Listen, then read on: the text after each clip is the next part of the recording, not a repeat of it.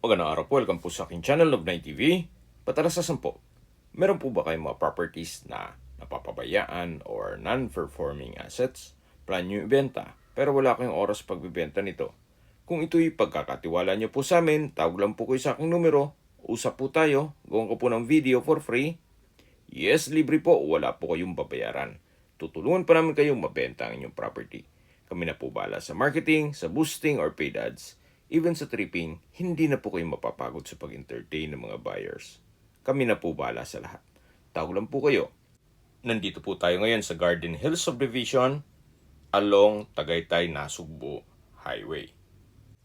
Meron po tayong bagong video presentation, isang residential property na may lot area na 258 square meters at meron pong bungalow house.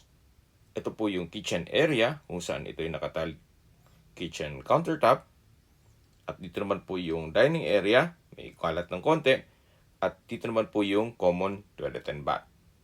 Naka-tile bathroom wall, maayos naman ang toilet fixtures. At dito naman po yung kwarto. Meron po itong mga double deck at dalawang glass window with security grill. Meron pong wall-mounted electric fan. Then dito naman sa kabila ay yung stock room. Kung hindi naman po ganun kaselan at wala pa naman budget para sa isang maliit na bahay, pwede na po ito. Gawa ng livable naman po. So, labas po tayo para check natin ibang parte nitong property. Paglabas nyo po dito sa bahay, yan po matatanaw na ang steel gate. Nakabakod na po buong property at punong-puno po ito ng fruit-bearing trees. Ang kagandahan po dito sa ganitong sukat ng lupa, less maintenance. Then meron pong isang structure dito na may kubo na roof type. May tambayan dito sa baba. Then meron din pong common toilet and bath. May access na rin po dito ng tubig at kuryente. Tungkol naman po sa internet provider, meron na rin po dito sa area o sa subdivision, magpapakonect lang po kayo. Yan po yung perimeter fence o concrete fence. At ito naman po yung hagdan, papunta naman dito sa taas. Malaki naman po ang espasyo nito. Actually, pwede pa pong tulugan ito. Or kung ayaw naman gawing tulugan ito, pwede naman gawing stock room. So, mula po dito sa kubo, yan po yung concrete fence at setback. Ito pong structure na naipakita ko sa inyo ay for free po yan. Binebenta po ito ni owner as lot only. At least kahit papano, meron pong mga libreng structure na o bahay dito sa loob. Yan po yung mga fruit-bearing trees, kung saan ito yung mga Thailand. Meron po ditong 5 puno ng langka, 9 na guyabano, 2 Carabao mango, 1 rambutan, 4 na suha, 1 kamyas, 2 atis, at 5 papaya. Actually, namumunga na po yan. Ang kagandahan po dito sa property to ay nasa loob ng isang subdivision. Kaya 24 hours po ang security at accessible din po ng public transportation gawa ng ito'y along Tagaytay, Nasugbu Highway. Hindi nyo na kailangang magtanim, gawa ng meron ng mga fruit-bearing trees, i-maintain nyo na lang po yan. At tungkol naman sa dokumento, ito po'y titulado at buhay po ang may-ari.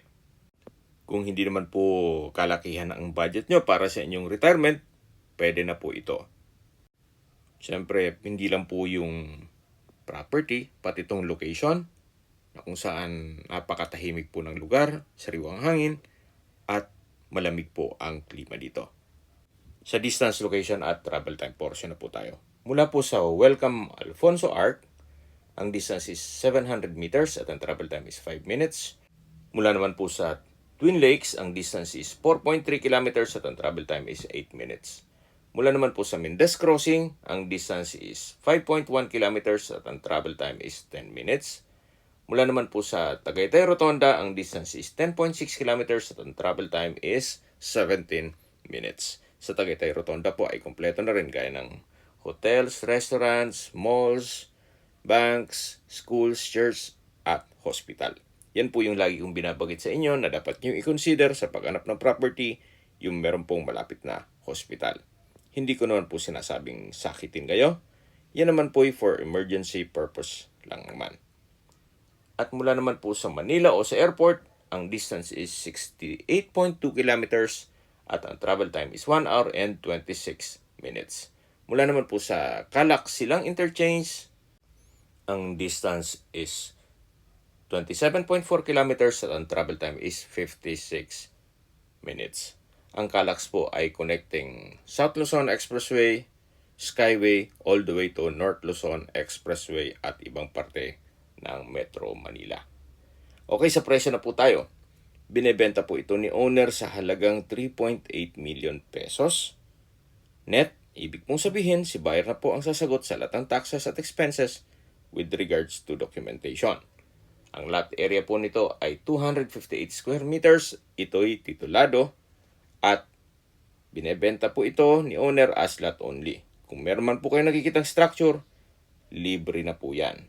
Pati yung mga tanim at bakod. Kung may mga katanungan po kayo or gusto magpaset ng tripping dito sa property ito, tawag lang po kayo sa aking numero. At sa mga kababayan naman natin nasa ibang bansa, meron po akong Telegram. Sa mga iPhone user man may iMessage. Meron din pong Imo, Skype, Viber at WhatsApp. Same number lang po, 0917-316-3399. Sa mga nagtatanong naman po ng aming Facebook, meron po aming Facebook page na Nov9 TV at Facebook Reels Video. Meron din pong TikTok at Instagram. Meron din po ibang YouTube channel na The Nov9 TV channel at AC Listings. Sana po naibigyan yung video presentation. Paki-like and subscribe na lang po sa aking channel para ma-update din po kayo sa aking future listings. Kung sakali po hanap nyo yung mas malaking sukat ng lupa, meron din po kami ibang listings na pwede nyong pagpilian. Huwag po kayong mag-atubiling tumawag sa amin, then let us know your budget para malaman namin kung anong property pwede namin i-alok sa inyo. Sa lahat pong viewer, subscriber at nagtiwala po sa amin, salamat po sa suporta. Ingat po kayo lagi at inyong pamilya. Maraming salamat po.